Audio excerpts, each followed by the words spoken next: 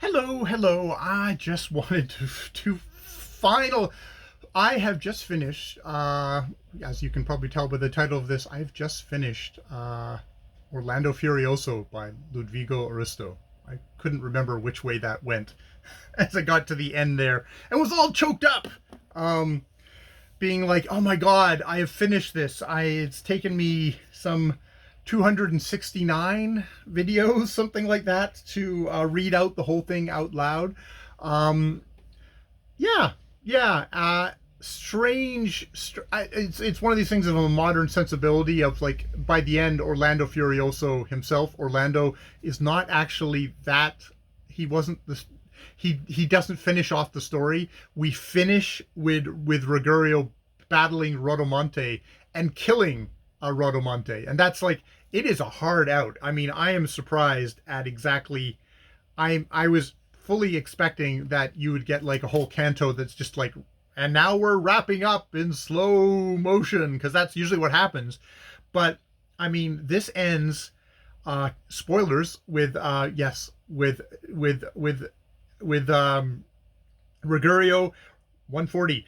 Raising his arm as high as would suffice, he plunged his dagger in that awesome brow, retrieving it not once, but more than twice. To Acheron's sad shore, that spirit now, freed from its body, colder far than ice, fled cursing from the world to disavow the right which all his life he had defied, with insolence and arrogance and pride. So, you know, that's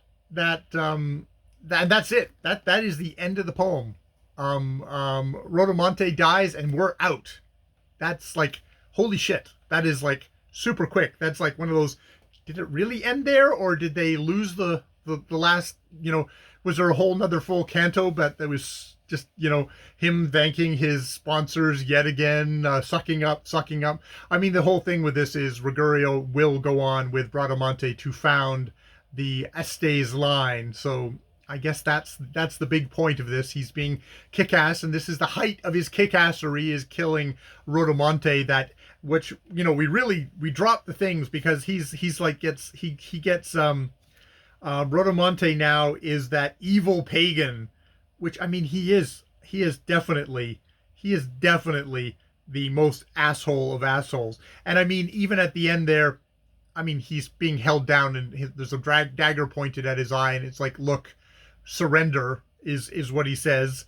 But he manages to free his right arm. He too had drawn a dagger in the fray, and now attempts to use it furtively.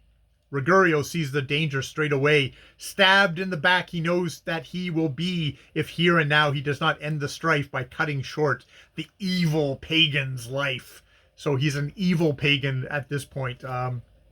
Which, I mean, I guess maybe pulling a knife on a guy and trying to stab him in the back, that would be evil in the chivalry code. So there is that. So yeah, I have finished Orlando Furioso. Uh, all right. I guess I will have to start trying to make some notes about this thing and try and put this all into one video for myself, because I have to put it in a video for myself of like, all right, I've this took me a long time to read.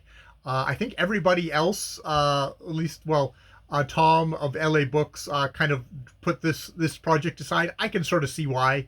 It was going to be a giant project. It's probably not as deep and as rich as something like Dante. For me, it was definitely. I had the joy of getting to read it out loud, so that really helped me.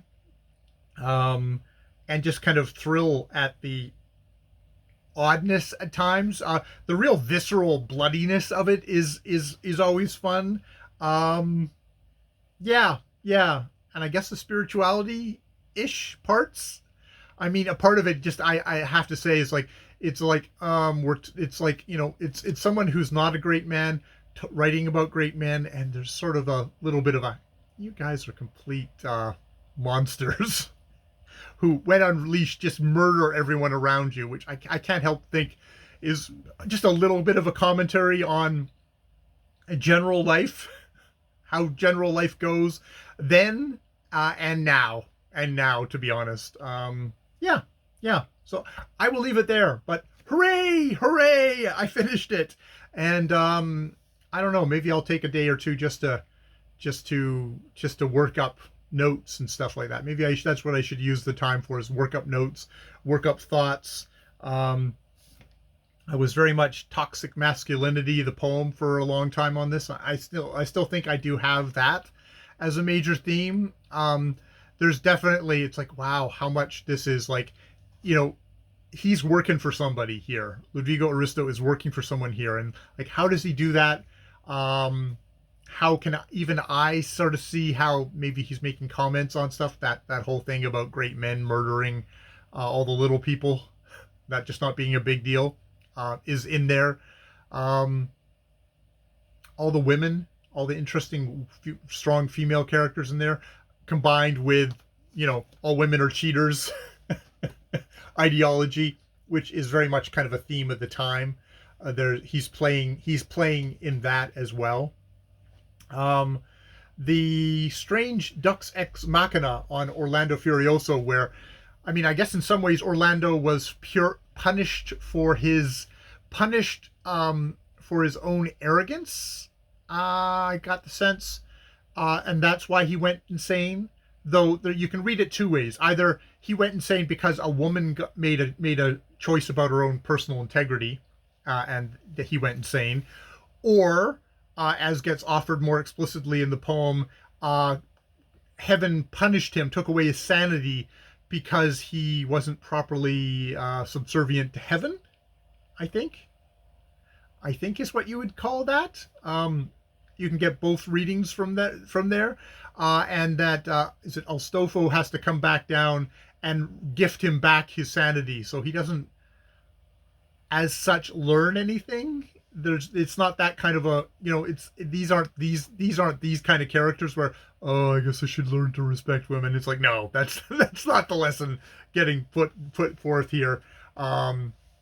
Yeah. So I will have to think about this and compile, and probably not get too heavy into it, or else I'll just go insane and I'll make a giant 3-hour video of me yakking, which zero number of people will watch. I mean, even with whatever I do, God, I can't imagine anyone wanting to watch it other than me. And if I'm lucky, Tom at LA Books would take a look at it and go, oh, that's interesting.